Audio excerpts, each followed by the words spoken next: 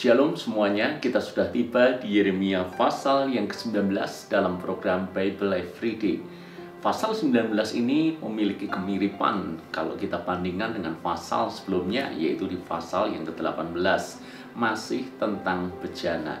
Lalu apa yang membedakan di pasal yang ke-18 dibandingkan dengan pasal 19 tentang bejana? Kalau di pasal yang ke-18, khususnya di dalam ayat yang keempat dikatakan, apabila bejana yang sedang dibuatnya dari tanah liat di tangannya itu rusak, maka tukang priuk itu mengerjakannya kembali menjadi bejana lain menurut apa yang baik di pemandangannya. Jadi di pasal yang ke-18, bejana tapi masih dalam bentuk adonan.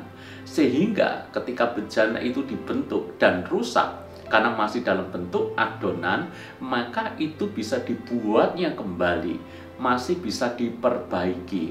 Lalu di pasal yang ke-19 ini berbeda, karena bejana dalam konteks pasal 19 ini sudah menjadi buli-buli yang keras tentu saja, karena adonan itu sudah mengering dan kemudian sudah dibakar sehingga jadi buli-buli.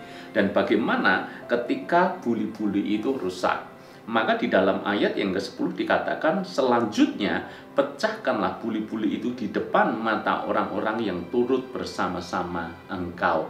Di pasal yang ke-19, kalau bejana itu rusak, maka harus dipecahkan di depan mata orang-orang yang bersama dengan Yeremia pada waktu itu. Jadi membedakan jelas, di pasal yang ke-18 masih bisa dibentuk, tetapi di pasal 19 sudah mengeras sehingga tidak ada pilihan yang lain kecuali dipecahkan. Lalu ini bicara soal apa? Sesungguhnya ini bicara soal pertobatan.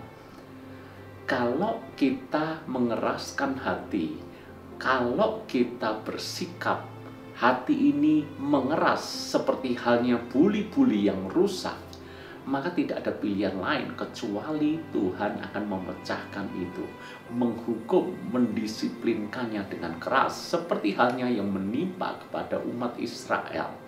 Itu sebabnya berulang kali firman Tuhan mengingatkan kepada kita semuanya, begitu kita mendengar suara Tuhan, begitu kita menerima teguran dan peringatan daripada Tuhan, maka jangan keraskan hatimu. Ketika kita mengeraskan hati, kita menganggap diri kita benar, kita masih menyombongkan kesalehan kita, maka itu hanya sama persis seperti buli-buli yang sudah mengeras. Maka ketika rusak tidak ada pilihan lain kecuali dipecahkannya. Tentu saja ini sesuatu yang sangat menyedihkan. Karena hanya karena kekerasan hati kita, rencana Allah yang indah gagal digenapi. Maka belajarlah memiliki hati yang lembut. Saya mengatakan kepada Anda bahwa kita masih bisa jatuh, kita masih bisa gagal, kita masih bisa salah dalam memahami rencana dan kehendak Tuhan, sehingga kita mengambil jalan kita sendiri. Namun kalau benar itu yang terjadi, maka jadilah bejana yang bersedia dibentuk, bukan bejana yang terlanjur mengeras.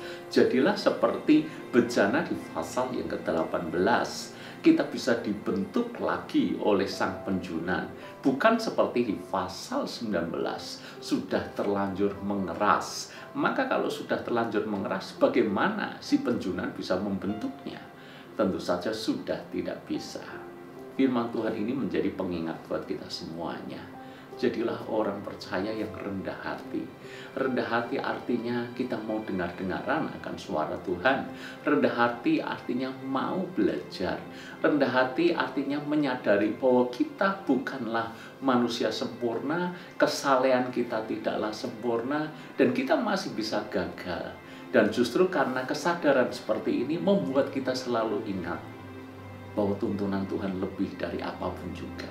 Kita tidak akan memegahkan diri, tetapi kita akan bergantung sepenuhnya kepada Tuhan, sang penjunan di dalam hidup kita. Ingat, sebelum buli-buli itu mengeras, jadilah bejana yang mudah dibentuk oleh Tuhan, sang penjunan kehidupan. Tuhan berkati.